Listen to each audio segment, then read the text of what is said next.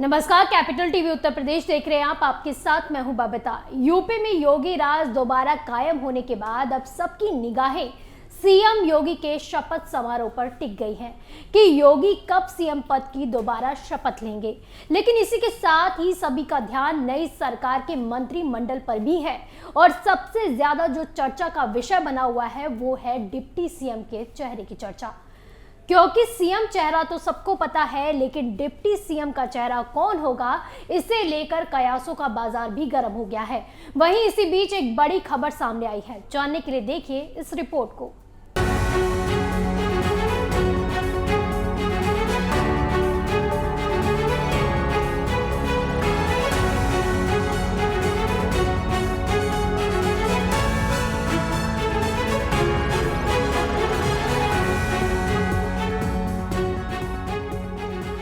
UP विधानसभा चुनाव के परिणामों के बाद अब बीजेपी गठबंधन की नई सरकार के गठन के लिए मंथन शुरू हो गया है।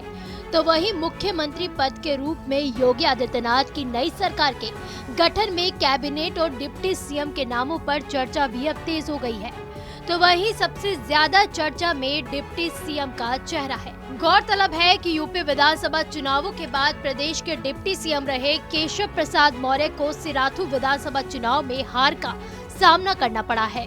तो ऐसे में ये सवाल भी उठ रहे हैं कि क्या केशव प्रसाद मौर्य दोबारा डिप्टी सीएम बनेंगे? अगर नहीं तो फिर आखिर कौन होगा डिप्टी सीएम का नया चेहरा? तो वहीं सियासी गलियारों में ये भी चर्चाएं तेज हैं कि योगी आदित्यनाथ के नेतृत्व में होने वाली नई सरकार के गठन में अब 2 नहीं बल्कि 4 डिप्टी सीएम हो सकते हैं, जो 4 अलग अलग जातियों से होंगे। अभी नई सरकार के गठन की कोई भी तारीख घोषित नहीं हुई है, लेकिन ऐसा माना जा रहा है कि होली के बाद ही नई सरकार का गठन होगा। तो वहीं इस बार नई सरकार में मंत्री पद में भी कई नए चेहरे देखने को मिलेंगे। इसके अलावा डिप्टी सीएम के रूप में दलित चेहरे को भी शामिल किया जा सकता है, जिसमें बेबी रानी मौर्य का नाम भी सामने आ रहा है। आपको बता दें कि चुनाव से पहले ही बीजेपी की तरफ से उत्तराखंड के राज्यपाल रह चुकी बेबी रानी मौर्य को चुनावी मैदान में उतारा गया था और उनके नेतृत्व में दलित प्रभावित सीटों पर सभाएं भी हुई थी।